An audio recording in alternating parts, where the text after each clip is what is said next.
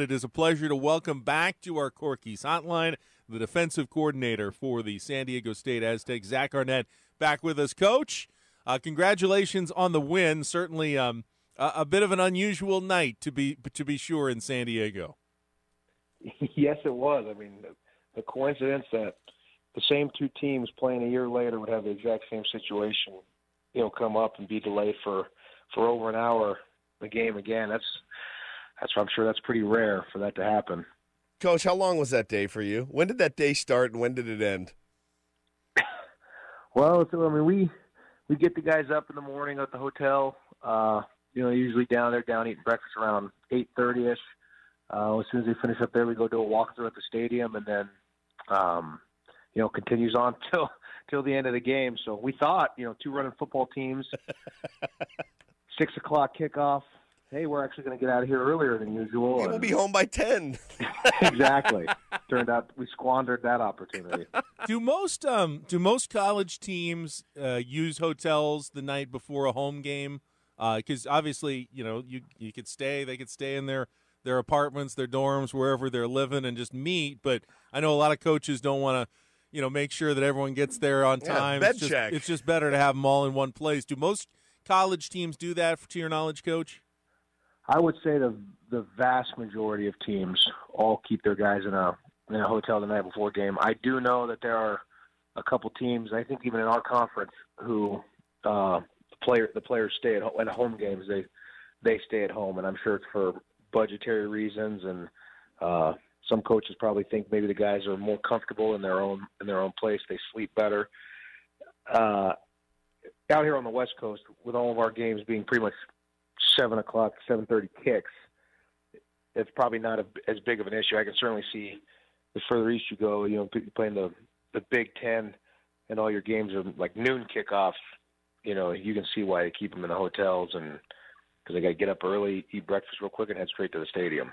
Talking to Sdsu defensive coordinator Zach Arnett here on Ben and Woods this morning. And, Coach, I saw a lot on Twitter and social media about the respect that your team is getting, and in some cases the lack thereof. I think a lot of people are clamoring for a top 25 ranking right now.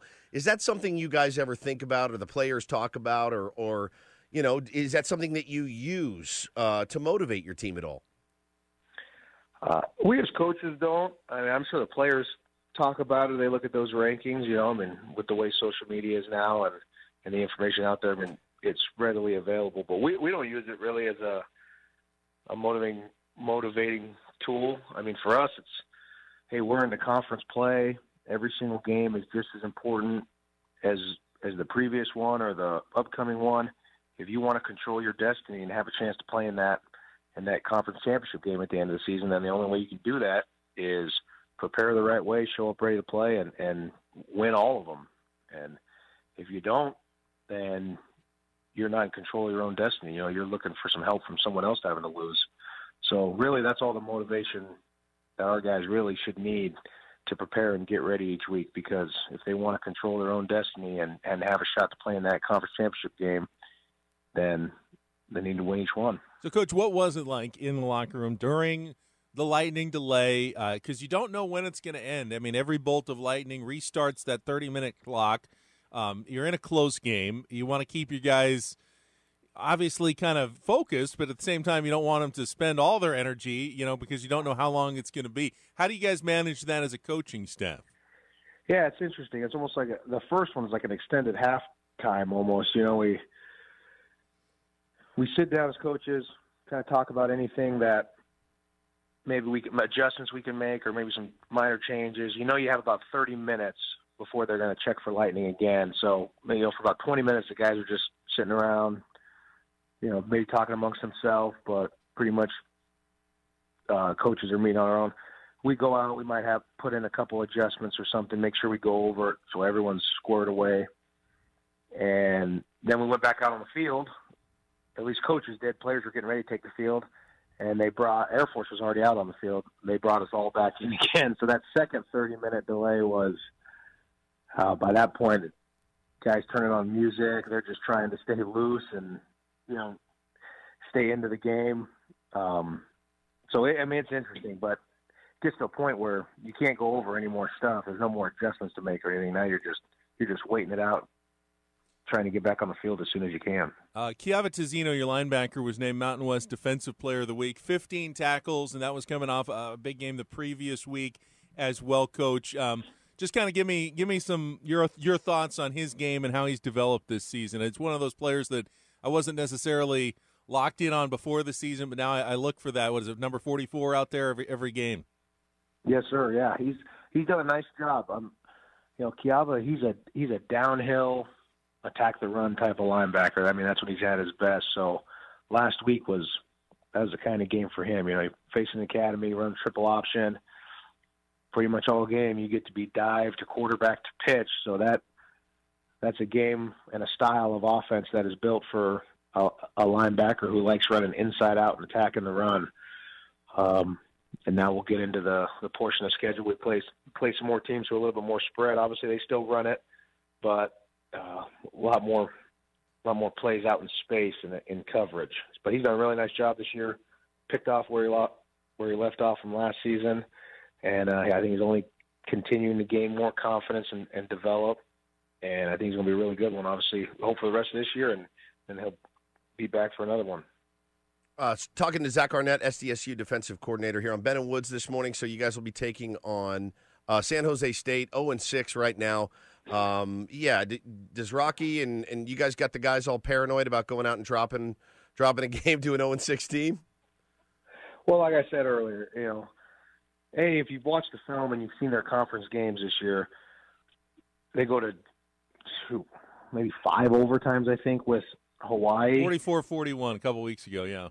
Yeah, 44-41. They have 2 kicks in overtime to win the game. Unfortunately, the field goal kicker missed them.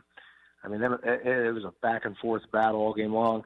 And then they're down to Colorado State, and I think they put up almost 30 points, 30 unanswered points. They go up 30-28, and they end up losing 42-30. But you can clearly see on film that they have good athletes at the skill positions.